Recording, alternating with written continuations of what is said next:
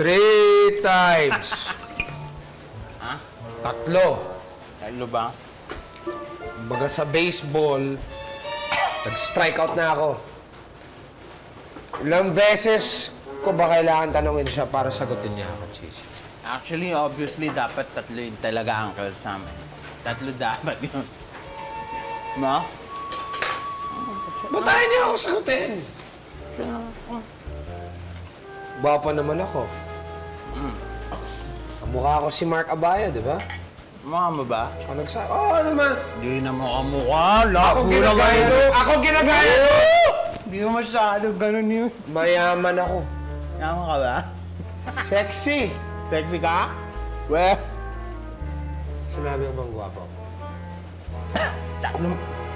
tatlong places mo na sinabi. Ba't tayo niya ako sagutin? Ba't tayo niya magpakasal sa akin? Ko?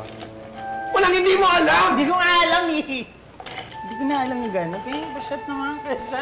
Hindi mo nalusan mo ako eh. Alam mo, ayoko na. Hindi naman! Ayoko na!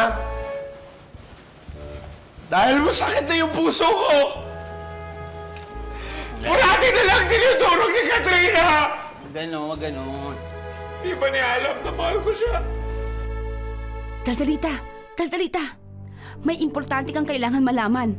Huwag kang mabibigla. Malaking balita ito. Kaya dapat ihanda mo ang sarili mo. Si Lolita, hindi siya ang totoong si Lolita. Po? Ano ka ba naman, Bobby? Bumubuelo pa lang ako, inunahan mo na ako. Eh, ang tagal mo eh. Teka! Totoo po ba yung sinasabi niyo na si Lolita ay hindi ang totoong Lolita? Ganito kasi yon. Si Lolita, hindi siya si Lolita. Hindi siya anak ng tatay Mateo mo. Ang tunay niyang pangalan ay Becky at anak siya nina Jonard at Tisay. Ibig sabihin, niloloko po nila si Tatay Mateo. Ganun na nga. Sigurado po ba kayo? Tsaka, paano niyo po nalaman? Narinig namin mismo si Jonard at Tisay na nag-uusap. Kasi gusto nila na magkaroon ng magandang kinabukasan si Becky.